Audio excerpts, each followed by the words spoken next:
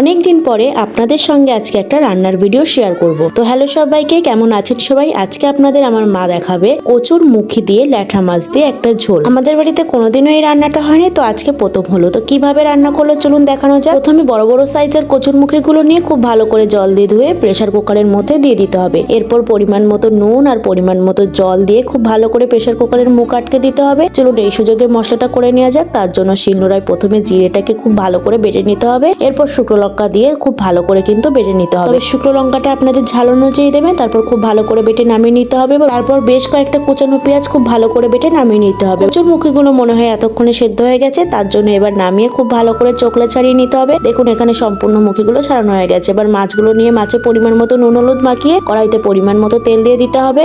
সম্পূর্ণ তেল দেওয়া হয়ে গেলে তেলটাকে খুব ভালো করে গরম করে নিয়ে তার মধ্যে একে একে নুন হলুদ মাখানো মাছগুলো দিয়ে দিতে হবে। যেহেতু মাছগুলো জ্যান্ত ছিল তাই খুব বেশি ভাজা যাবে না, একদম ওপিট ওপিট হালকা লাল করে ভেজে তুলে নিতে হবে।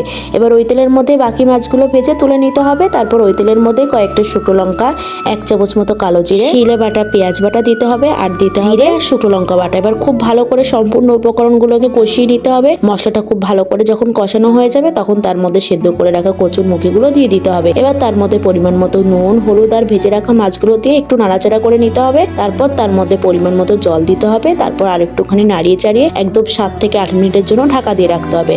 ঢাকনা সরিয়ে দেখবেন ঝোলটা একদম টকবক করে ফুটছে। কচুর মুখি যেহেতু একটু লোদ লোদ টাইপের, তার জন্য এই ঝোলটাকে খুব বেশি ফোটানো যাবে না, একদম হালকা লো ফ্লেমে 2 থেকে 3 মিনিট রেখেই নামিয়ে দিতে হবে। ব্যাস, তাহলে কচুর মুখি দিয়ে ল্যাঠা মাছের ঝোল একদম তৈরি হয়ে যাবে। আমাদের বাড়িতে যেহেতু এই খাবারটা আজকে প্রথম রান্না হয়েছিল তাই ঝোলটা কিন্তু দারুণ হয়েছিল খেতে। তো যাই হোক, আপনারাও বাড়িতে অবশ্যই রেসিপিটি ট্রাই করবেন। আর আজকে যদি রান্নাটা ভালো লেগে থাকে অবশ্যই আমাদের চ্যানেলটাকে সাবস্ক্রাইব করবেন। ফেসবুক থেকে দেখলে অবশ্যই পেজটাকে ফলো করে দেবেন। আজ তাহলে আসি, ধন্যবাদ।